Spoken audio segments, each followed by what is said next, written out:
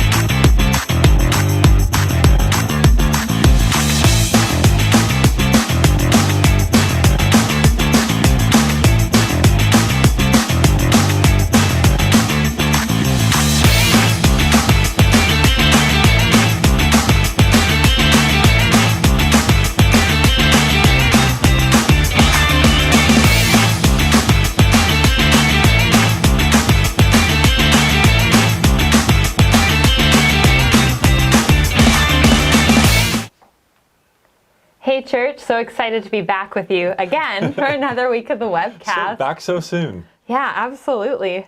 We're streaming live across 5 sites and a bunch of webcast parties too. Yeah, it's awesome. So I'm pretty excited. Our webcast is an awesome tool to unify our church across 5 sites, celebrate the things that are going on in the life of our church, and also give us some guidance as we learn to be disciple-making disciples. That's right. So my name's Melanie. I'm part of the network team, and I'm here tonight with Alex. How you doing, Alex? I'm good. I'm back. Excited to be back. Yeah, Love for the sure. Webcast. Good to be here. That's right. So if you're tuning in for the first time, we're so glad to have you with us. Just let us know what city you're tuning in from, and don't forget that you can post questions or comments in the chat at any time throughout the show. Also, we're still looking for intro videos for the webcast. If you're with a webcast party or watching with your Simple Church huddle, we'd love to have you film a video and send it to us. You can also take a picture of you with your Simple Church family or the webcast party, and all of those can be sent to graham@liftchurch.ca. Get it in the frame. Yeah, you too could be featured on the webcast. You too could be there. So there's a lot of really awesome things going on in the life of our church right now. There really is. You have a whole list of them. Yes, I do. A lot to celebrate. All the things. I think because you came so prepared, you should start. All right. So definitely have to celebrate Gala. Yeah. So we've already had our Hamilton and our Guelph galas. I was at Guelph on Friday, and it was great. We had Elijah sharing with us part of his story, and he That's awesome. did such an awesome job of that. So good. Way to go, Elijah. That's awesome. Yeah, our third and final gala is happening tomorrow night in St. Catharines, and it's sold out, so that's pretty Wicked. exciting. So good, yeah. Yeah, It's going to be another good night. it definitely will. We also have more Simple Church apprentices coming in over the past couple of weeks, which is amazing. So now across the network, including district leaders, and apprentices, there's 122 people in leadership of our Simple Churches, 46 Simple Churches, which is just amazing. It's so cool. Appreciate our leaders so much and what they give and how they lead our Simple Churches, but that's just amazing because a couple weeks ago we announced it and it wasn't 122, so it's just neat to see that continuing to grow. Oh, absolutely. Seems like every week on the webcast we're celebrating growth in our Simple Churches. Yeah, It's awesome. It's really exciting. Now, we also had our first baptisms at Mohawk, Yep. which is really It's exciting. a huge night, yeah. And also had our first set of baptisms at Brock, where a Simple Church leader was baptizing someone from their Simple Church. That was just this past Sunday? 2 Sundays ago. 2 Sundays ago? Yeah. I forget. it's all blurring together. But that was a really cool moment where Jeff was celebrating that with us on last week, and he said it was really neat to see the Simple Church leaders be the ones to baptize down there at Brock. So that's awesome. Yeah, and we have some baptisms coming up at MAC as well, November 24th. Yeah. So I'll mention that again a little bit later on, but you too could be talked about on the webcast. That's right. We got some great SME stuff happening too, Mel. I know that's like really in your area, but update us on what's happening across the network there. Yeah, so I'm pretty excited about Serve Our City in St. Catharines at the Queen Street Baptist Dinners. We have Taylor Miner, who's the ministry lead for those dinners, and she's actually going to be sharing a mini sermon on Saturday there. That's awesome. As part of the church service that happens before the dinners. That's so cool. So that's so exciting to see Taylor just growing in her leadership in that way. Yeah, that's awesome. Super excited about that. Some other stuff we've got going on in serving or as SMEs across our sites. At McMaster, we have our first Red Frogs event in residence. That's happening tomorrow morning. Awesome. So that's something we've been really working hard for, so excited to see that coming to fruition. And we also have a new SME happening at Lift Guelph. So we've got Ethan, who's gotten connected with one of the food banks in Guelph, and his Simple Church now has that as their SME. Awesome. That's great. Way to go, Ethan. Yes, Ethan. Helping getting the ball rolling down there. That's really awesome. Yeah, there's so many things to celebrate, and the celebration is not done. We will be coming back in just a minute with a video celebrating what one of our leaders from down at Lift Church Brock has been doing and what's been going on in her life. So we'll be back in a flash. So what's going on, Lift Church? This is Jeff Webb, site pastor of Lift Church Brock, and I'm here with one of our district leaders, Sophia. We're just going to be talking today about vulnerability and celebrating what Sophia has seen in her own life and in her Simple Church over the last little bit. So you've mentioned before that vulnerability is actually something that you used to struggle with. Can you tell me a little bit about that? So from childhood and even like early years in university, I really was shy, and I think I allowed my shyness to form my identity. So that made me really not open up to people. Yeah. But it's like coming to Lift, and also like through my encouragement, through my mom's encouragement, I was able to like be vulnerable. Yeah. So yeah. That's awesome. And so you've seen like a lot of growth in that area then? Yes. Yeah. Like the more you practice vulnerability, the more easier it becomes. Yeah. So yeah. Yeah, and that's been your experience Yes. at Lift. Yes. And so that's really awesome. I'm so excited to hear that. And you've also like been multiplying that though. Yes. Not just in your own experience, but in your Simple Church. And what does that look like? I know I've read some of your Yeah. KPIs and stuff. It seems Yeah. like there's some really exciting things going on. I think once like your Simple Church family sees like their Simple Church leader being vulnerable, it encourages them, like, you know what, they're sharing something really personal, so maybe I can as well. Yeah. You get to create that trust. Yeah. So yeah. So you're saying that you as the leader, Yeah. like you need to actually take that first step. If you're Yes. going to ask it of people, you have to first lead in that way. Yes. Yeah, that's hard. It is. And so if you had like a word of advice for other Simple Church leaders, Yeah. what do you think that would be in the area of vulnerability? I think if you really love the people you're serving, you would want to like encourage them to open up, because that is like, it brings healing when you're vulnerable. Yeah, absolutely. And yeah, I think like just to encourage Simple Church leaders to be vulnerable, Yeah. because other people could find their freedom in that as well. Yeah. So yeah. Absolutely. And if we're going to be fully alive, Yes. followers of Jesus, that involves us showing all of ourselves to one another Yes. and like recognizing that we are loved and cared for Yes. in a space that's safe. And it's from that foundation that we can actually walk in discipleship in meaningful ways Yes. with other people, right? Yes. Yeah, that's super exciting. Thank you so much, So, for sharing. I know you said before we started this, you're like, it's vulnerable to talk about vulnerability. Yes, So here's it is. another example of Sophia leading in vulnerability. And church, I hope that you'll step out in that way as well. Even tonight in your webcast huddles, if you would take the time to maybe share of yourselves, share how you're learning, share how you're struggling, and to lift one another up, to be fully alive disciples of Jesus, inviting others to be disciples of him as well. Thanks so much, and we'll send it back to the team hosting the webcast.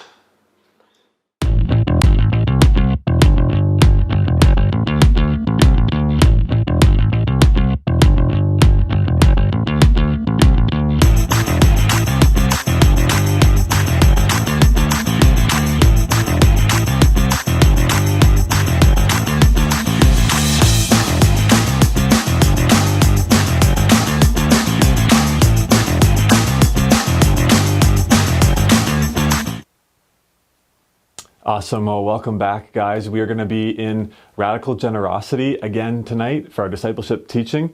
Last week, we introduced the concept of radical generosity, this invitation to embody the gospel, to embody the nature of the gospel by giving, by being generous and giving away even that which is most precious to us. Just like God first gave to us in giving up his son, we too want to reenact or embody the gospel in every area of our lives. And so we're going to, over the next couple of weeks, go through a few different areas of our lives that we are called to be generous in. And the first one that we're going to unpack tonight is our time. What does it mean to be radically generous with our time in light of again, God who first gave to us? So we're talking tonight about giving our time to benefit others ahead of ourselves. Giving our time to benefit others ahead of ourselves. When you think about it, time is a hard one to give away. Time is difficult to be generous with because it's such a precious gift. We only have so much of it. All of us have the same amount of time, of course, but we only have a limited quantity. Once we spend it, there's no more increasing the income. We only have so much. So it can be hard, it can be difficult to give it away, to be generous with it. But if Jesus is Lord of our lives, then it means he's Lord, or we're surrendering to him, making him Lord of every aspect of our lives, including our time.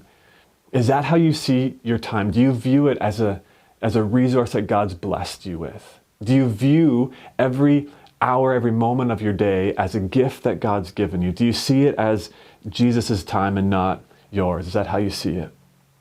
Now, with radical generosity and in all types, we're going to be talking about developing a muscle. Think like exercising, working out. You're going to develop a muscle. You're going to practice it. You're going to strengthen it. You're going to stretch. In other words, we're talking about stretching our capacity to give and to be generous.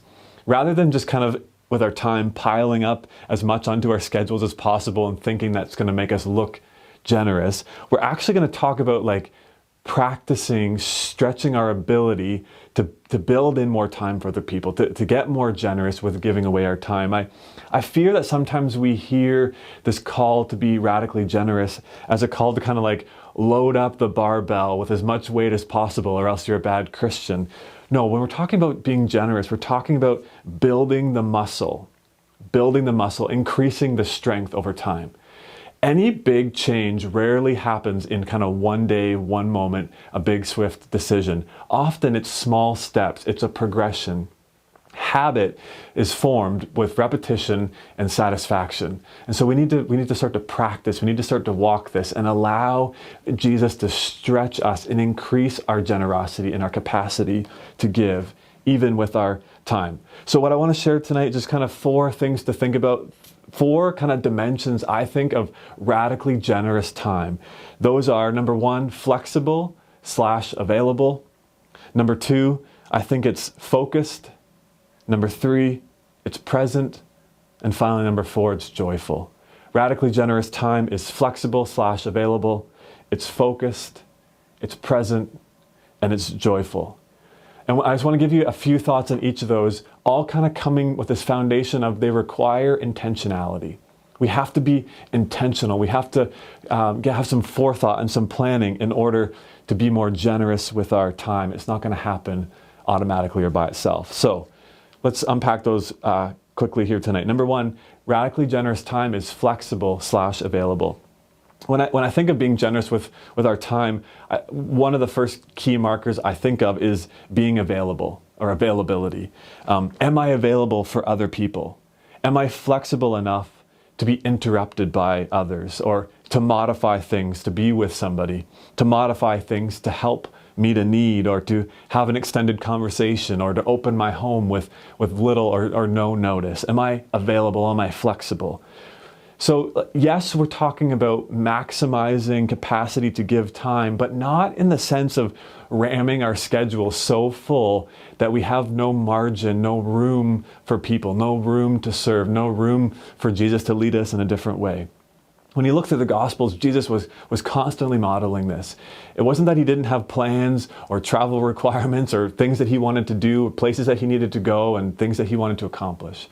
yet he was always flexible, nimble with his time. He was willing to be interrupted, willing to serve, willing to change the plan if the need arose. How do we do that? It's going to seem counterintuitive, but I really think that actually structure and intentional planning, intentionality, are essential to being flexible and available with our time. That is when the structure and the planning doesn't become an idol or the end goal of itself. But when we allow it to create a foundation for flexibility, structure actually allows us to be fluid, to be flexible. We might think the opposite, that just whatever, no plan, we're open to anything is going to allow us to be flexible, but it's not. It's just chaos. You need a foundation to be able to deviate from. So when you're thinking about your schedule, your week, your priorities, your commitments, the key, I think, is start to practice creating structure that allows you to, yes, be committed to a number of key things, but also be flexible and open to actually grow in giving more of your time and grow in generosity. How do we do that? I think a couple thoughts. I think just quite simply like sitting down and planning out your calendar, building it around your desire, not just for yourself, but actually building it around your desire to serve in a few key ways, which we'll talk about in a moment. Building it around your desire to be with people, to have time for people. Actually sitting down and looking at your next couple of weeks, your month, even beyond that, your year, and how can I build a healthy rhythm to practice stretching myself, to give more of my time for other people. Again, usually we kind of do that with ourselves in mind as the end goal. But what if you were to start to build your calendar, your priorities, your time around how can I maximize time for other people, to serve more, to open myself up to more relationship. As we do that, I think a really key thought there is building in margin into your calendar, into your priorities, into your commitments, building in the ability to be flexible, to modify things. If you kind of think about, let's say, your week in financial terms, if your week was worth $1,000, if you were to budget $999.99, allocate that, already spoken for, there's no margin, there's no room to change. I wonder if some of us, our calendars, our weeks, we have so much on the go that we're actually kind of metaphorically living on credit. We're creating debt for ourselves because we have no margin of time. And I think and we're going to talk about how we can do that, but then also doing that prayerfully, actually praying a prayer of surrender with our time, with our schedules, and saying to Jesus, what do you say? Am I allowing you to speak into my schedule? Am I allowing you, God, to shape and form the goals of my time and the priorities that I have here? So number one, I think radically generous time is flexible. It's looking to become more and more available for people. Number two, it's focused. It's focused. You know, back to missional living, we talked quite a bit about this really important power of simplification. Simplifying what we do, kind of down to a few key things that we can go deeper on them, that we can be focused in them and not kind of scattered and pulled in many directions. And I think when it comes down to our time, our commitments, the opportunities we say yes to and those that we say no to, this becomes more and more important, simplification does, as life gets more full, as your leadership influence increases, as maybe life responsibilities or family responsibilities grow, it becomes more and more important to focus, to simplify, and to say, I need to commit to fewer things so that I can actually go deeper and root into them. So for example, maybe for you, back a couple of years ago at a different season of life, you were able to play on, like, let's say, 2 rec teams and have 3 full-time hobbies. But now in the season of life, you can't do that. It gives you no room to serve others. It gives you no margin for people. You need to simplify. You need to give some of those up and say, I'm only going to do 1 or 2 so that I have more space. I can build my time differently. Is that costly? Yes, absolutely that's costly. And sometimes those are really difficult and big decisions. But we talked about last week, radical generosity is reenacting the gospel. Giving up that which is sometimes precious to us, sometimes that which is even good, for something better. Radical generosity with our time is focused. I think this power of simplification is really helpful when we want to zero in on opportunities to serve in a regular and a long-term way. Not just kind of hopping around and putting our hand in many different serving initiative, but actually saying, I want to root into an opportunity that I see, both where there's a need around me, whether that's in the church or on the campus or in the city, but also an area of need, but also an area of interest and passion. Now, we can't physically possibly do 4 or 5 of those, but maybe 1 or 2. You can root in, you can sustain, you can persevere, and you can have maximum impact and effectiveness with 1 or 2. But it's going to require some hard decisions at times. It's going to require focus. A quick note on priorities for that focus too. I think there's a call to us, especially those of us who are listening, who are followers of Jesus, that we talked about this last week. Being radically generous is doing that with the church, partnering with the church. In other words, in terms of time, serving as the body, serving with the body, serving with the church. If we are giving in response to Jesus, who first was given for us, he is the head of the church. The church is his body, his bride. In other words, we can't be radically generous with our time apart from the church. There's lots of great ways we can give and things we can commit our time to, and those are good. But doing that as the church together and with the church is absolutely a key foundation. It's a non-negotiable. We have to build it around our family that we are on mission with. It's so, so important. So that's number 2. Being radically generous with our time is having focused time and focused schedules. Number 3, it means being present. I like how when we talk about being generous with our time, we are implying also that we are being generous with our energy. With our time goes our energy, or hopefully. And so I think generosity with our time also means that we are looking to be present in the situations, whether that's the task at hand or the people that we are serving or interacting with. Anyone can fill their schedule with lots of commitments, lots of stuff, but a gospel kind of generosity with our time is when I do so and I'm able to be in the moment, I'm able to be present, I'm able to be sensitive and empathetic to those that I'm with. I think that's really, really practically what's important here, and what's actually pretty biblical is taking care of our physical health so that we can, not just for ourselves, but so that we can actually serve more effectively, that we can actually be more present, more present with those that we are serving. So things like proper nutrition, proper sleep, exercise are actually really, really important so that you can be effective with that which you've committed to and those that you are with. Now that's going to require, I think, continual calibration for each individual. What I mean is continually kind of calibrating, asking God, looking at your rest, your work, all these different aspects of your time and saying, is this truly rest for me, this activity that I do, or is it me just trying to escape? And then starting to kind of stretch ourselves and look at that, say, how can I maximize my time? How can I integrate maybe some things in my commute? How can I start to create more time to serve and more time for people? Where can I calibrate?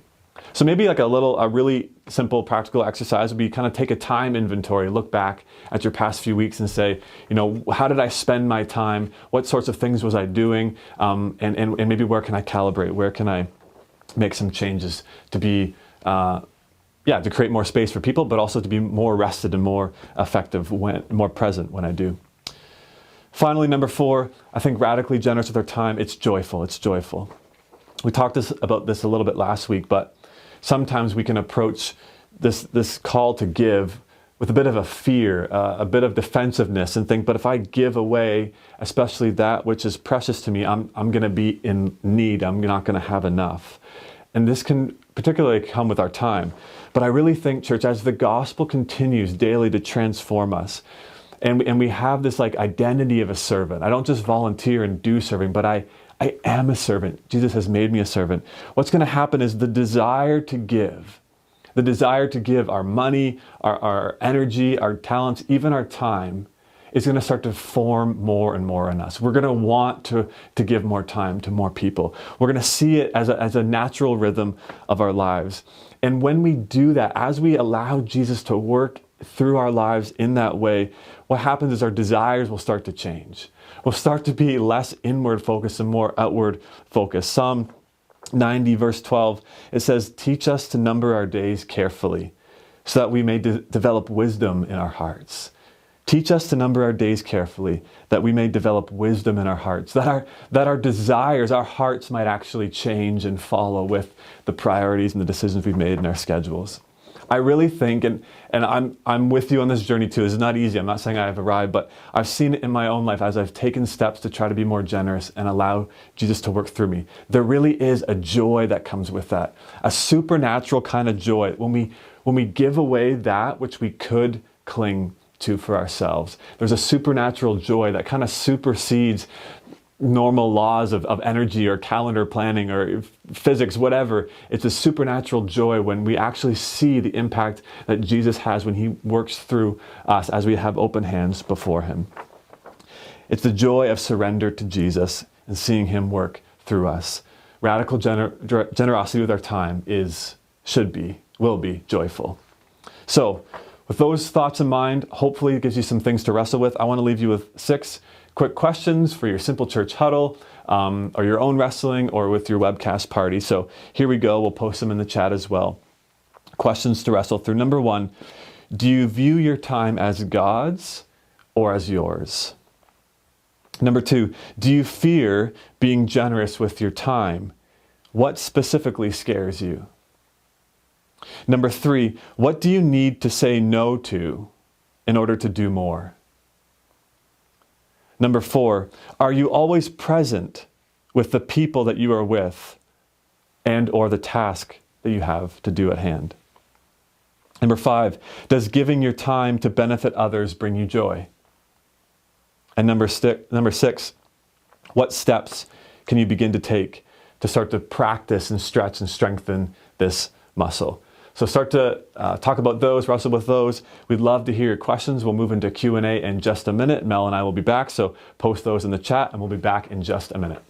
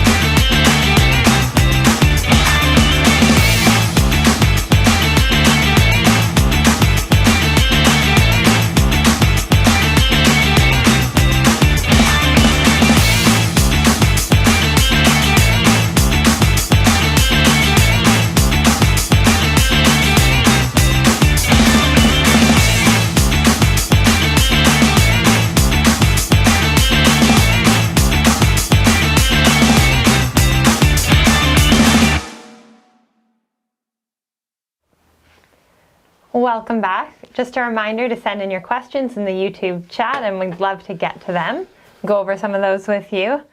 But before we get to those, there's a bunch of things going on in the life of our church that we'd like to invite you to. So I kind of alluded to this one earlier, but at McMaster, we're having our baptisms on November 24th. So that's coming up soon. Next Sunday. Yeah. So you still have time. Talk to your Simple Church leader or go to engage.liftchurch.ca to get some more information there. Yeah.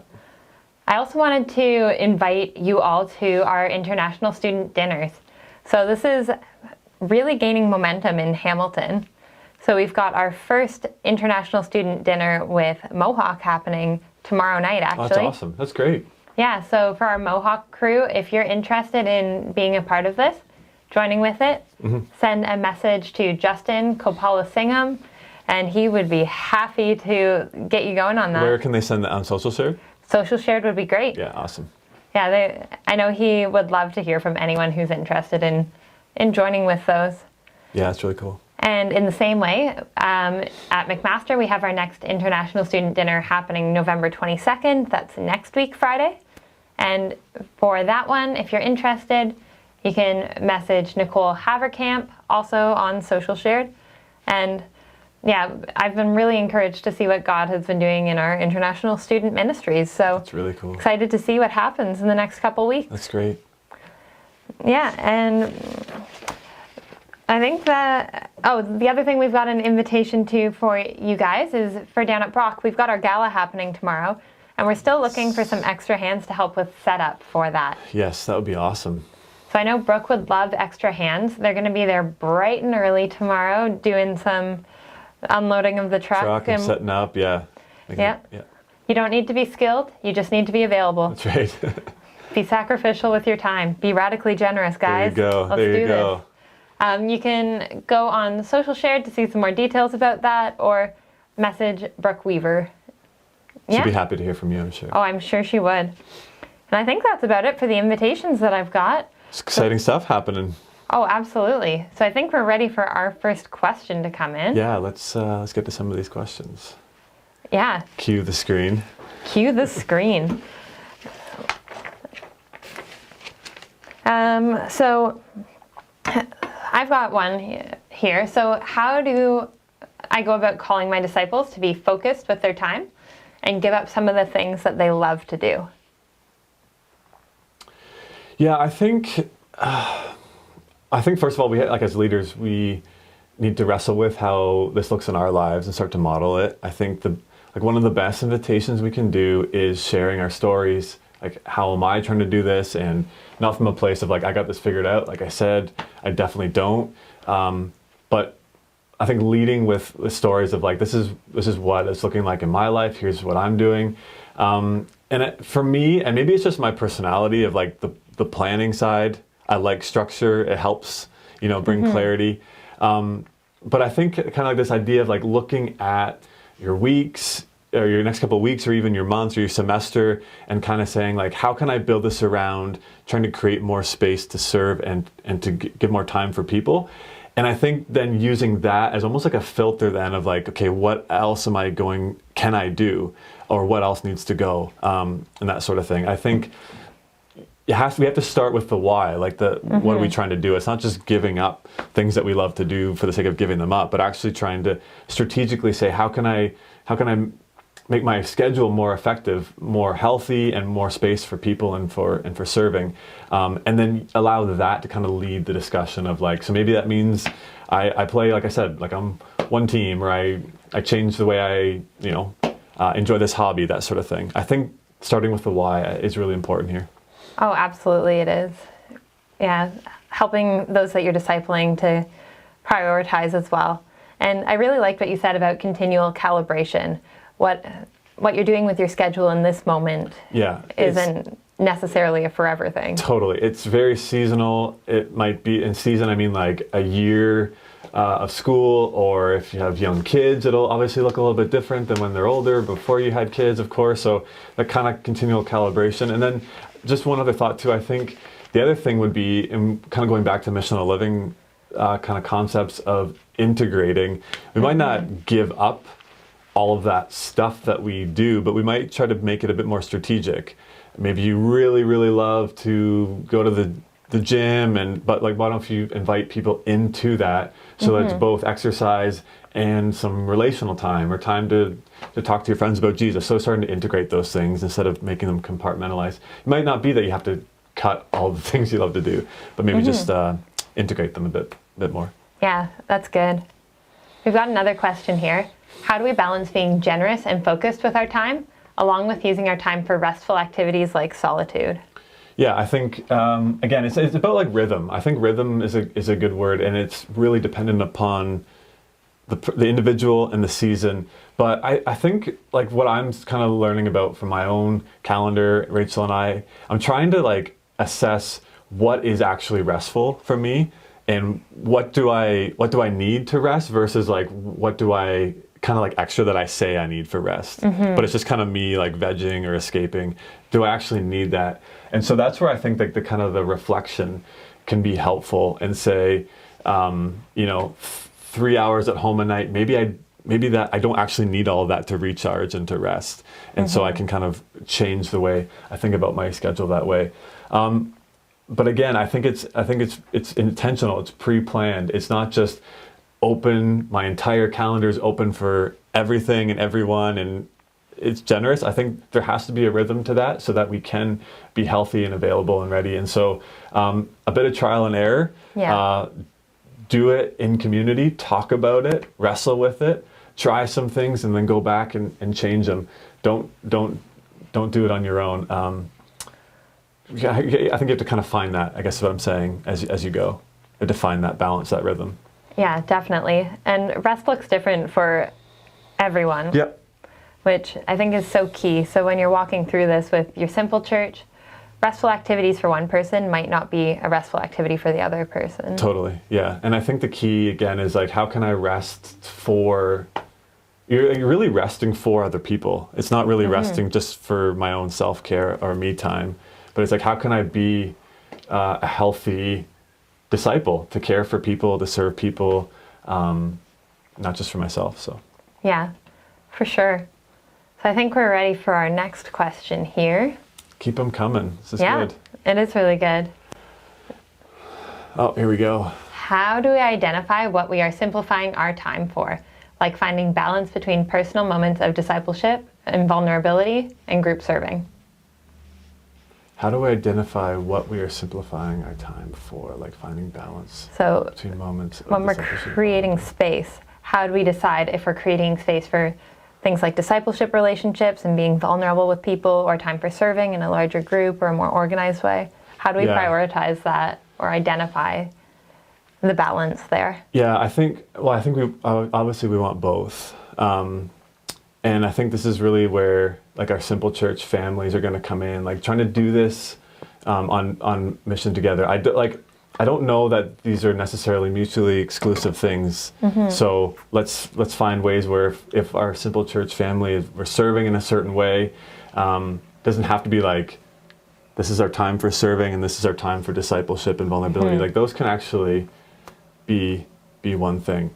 But I think as followers of Jesus, we're disciples who make disciples.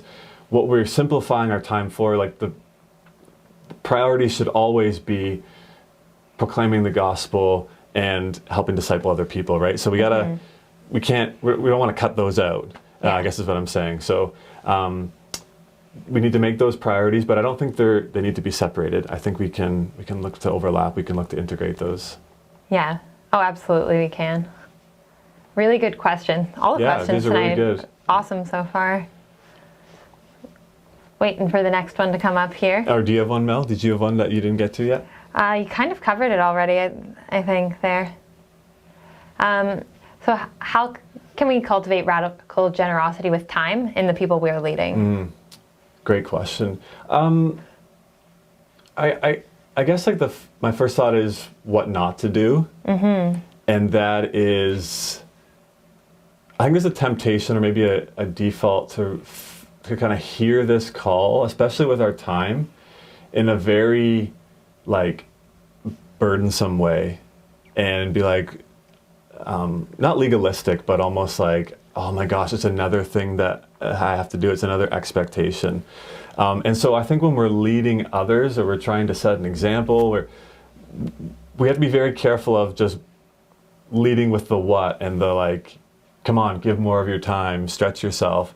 Again, I go back to the leading with the why, and modeling that, sharing your story, the good, the bad, where you tried it and it didn't quite work, or how you've been able to find that rhythm in your own life. Share the story of as I've been stretching myself, or as I've been working on this, or as I've been kind of calibrating my own schedule, and I've given more time for people, or I've been able to root in a serving thing, this is how I've seen Jesus work. Like that is what is going to continue to fuel our generosity. Not, come on, Mel, step up to the plate, do more. Because these are really difficult things to wrestle with, right? So I think we have to lead with the why, and we have to model that in vulnerability with those that we're leading, and say, like, here's what I found, here's how I'm seeing Jesus work, here's how I failed, and then stick at it and continue to encourage and continue to model that with those that you're discipling. Yeah. So how do you think Jesus structured his time? Did he have a plan for where he was going to spend his time, or did he live in spontaneity where the Father called him? I don't have a ton to back this up, but I really think he did. Like, there was a plan, there was a structure. We read through the Gospels how often Jesus was in prayer, often for the entire night, and we get glimpses of his prayers. Prayers of surrender, asking the Father that his will would be done. He's listening to the Father. The Holy Spirit is guiding him. He's very much directed by the Father. There was a plan for Jesus knew where he was going next. I'm going to go here. We're going to go into these towns. There's times where the disciples said, "Why don't we stay? It seems like we got a big crowd." Jesus like, "No, we have to move on to the next place." So I really do believe that there was a plan. He had kind of this concentric circles of goals and an area that he was wanting to reach. And yet in that, and what's fascinating, and I think part of our model, and what I kind of hinted at, but it's really difficult, is doing that with an ability to be flexible. Like that plan, that structure isn't the idol, isn't the God. Yeah. I'm willing, I'm able to change that if I need to, or modify that if I need to. If I'm not so bent on having to go from A to B right now that I don't have time for the person who needs me. And so I really think Jesus was obviously directed by the Father, and there is structure to there, but he was able to do it in a way where that wasn't the end goal, that wasn't the idol, and so he could modify that. He was open to people. Not easy, but I think pretty awesome model for us. Oh, absolutely. Yeah, all the questions tonight have been so great. I've just kind of got a little one. It builds off of one of the previous questions, but you talked about how being focused with our time is costly, giving up something that is good for something that is better. How do we identify those times when we need to give up something good for something that's better? And this is something like I've faced in my life. One of the times when I need to not serve at Pinky Lewis or Westside because I need to have a coffee with someone I'm discipling who needs to talk. How do I identify the times for that? Oh man, that's a really good question. I think, like, for me, the four things I shared out, it's not an exhaustive list, but I think the four all kind of help speak to that. And then also, like, on a side, again, doing this together and in community, hey, I need some input, I need some discernment. Often we have blinders on and we think like, oh, I can do this all, it's fine. But so I guess a couple of markers for me would be, if I don't feel like I'm present, I'm able to be present, I don't feel like I'm able to be flexible, I don't feel like there's joy, then that's a sign that, like, I'm probably, like, just scattered, kind of pulled in so many different places, and I need to be more intentional, or maybe be more focused. Then when you start to say, like, okay, if my end goal is not just for me, but for other people, whether that's in, relationship, discipleship, and or kind of the formal serving initiatives, what can I change? Maybe what needs to go in order to maximize those opportunities? And I think a good marker would be if we start to say, like, oh no, but I can't, but I have this on this night, or but I have to do that, and it's not like, taking care of family or something like that. Like, that's probably a good indication that, like, oh, maybe that thing is too like, I couldn't possibly do Sunday night church because of Sunday night football. That is probably something that, like, I need to do a bit of a heart check on. Do you know what I'm saying? So, like, but I think the markers of, like, the rhythm I have right now, do I have room for people? Am I flexible? Is it joyful? Am I seeing the joy in it? And am I able to root deep and sustain? If not, I should do a bit of an inventory and look at that, and then start to make the hard decisions. What exactly we need to change? Difficult to tell, but I think for me, a flag would be the things that we are protecting that we don't want to. Maybe that prayer surrender there. Jesus, can you speak to this? How can I free this up? How can I make this more honoring to you? How can you work through me in a more effective way here? Yeah, absolutely. And I think sometimes those things that we're holding on to so preciously, it's coming out of selfishness or it's coming out of pride. Yeah, absolutely. And it's hard to tell. Sometimes that line is fuzzy, because it might be like you said, a really good thing, but the deeper reflection and prayer and dialogue is why am I holding on to it? It might be a great thing and my heart for it is great, but maybe my specific role or my needs to change in it. Maybe I need to multiply someone to help care for this so that I can be rooted more over here. Those are all awesome conversations, but ones that are really important, and we need to do them in time and in relationship. Those are not easy. Those shouldn't be quick overnight decisions. So yeah, absolutely. Well, I think that's all the questions that we've got for tonight. All right. Yeah, it's great. It's been awesome.